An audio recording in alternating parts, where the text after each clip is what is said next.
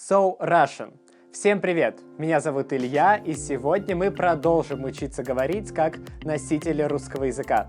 Видео о словах-паразитах вы можете посмотреть по ссылке вот здесь.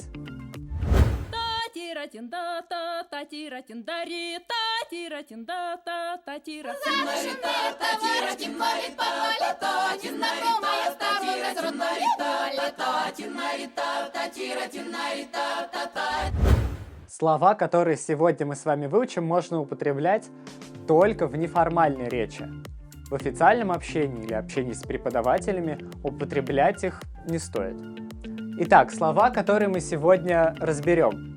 Вообще или вообще-то обычно переводится как actually на английский, но есть еще и другие значения. Что, what или что-нибудь через дефис. Внимание, всегда через дефис.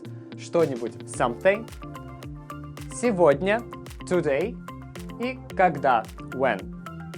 Да, эти слова совершенно обычные, и их можно употреблять всегда и везде. Но в разговорной речи мы часто их упрощаем, сокращаем. И вот что из этого выходит. Слово «вообще-то» мы часто в разговорной речи сокращаем до «вообще-то». И как я уже сказал, на английский это может переводиться как actually. Ну, например, в споре вы можете сказать: этот дом вообще-то был построен в 70-е, а не в 80-е. Также слово «вообще» без «то» употребляется как эмоциональная реакция на вопрос или утверждение собеседника. При этом вы с ним соглашаетесь. Давайте разберем на примере. Ты видел последнюю коллекцию Прада? Очень плохо. Вообще очень плохо. А может быть и так. Ты видел последнюю коллекцию Прада? Просто прекрасно. Вообще очень хорошо. В английском эти две фразы я бы сказал так. Yeah, it's terrible. И yeah, it's good. Идем дальше. Слово «что» в разговорной речи можно заменить на «чё». Как дела? Чё делаешь? Слово «что-нибудь» можно заменить на «чё-нибудь». Я иду в магаз. Тебе надо что-нибудь? Да, кстати, слово «магаз» тоже разговорное. Это сокращенное от слова «магазин». Store. Да, и не путайте, пожалуйста, с английским словом magazine. Magazine по-русски это журнал. Слово «сегодня» часто произносится как «сегодня». Ну, сегодня не могу с тобой встретиться, давай лучше завтра. Это просто я всегда своим друзьям.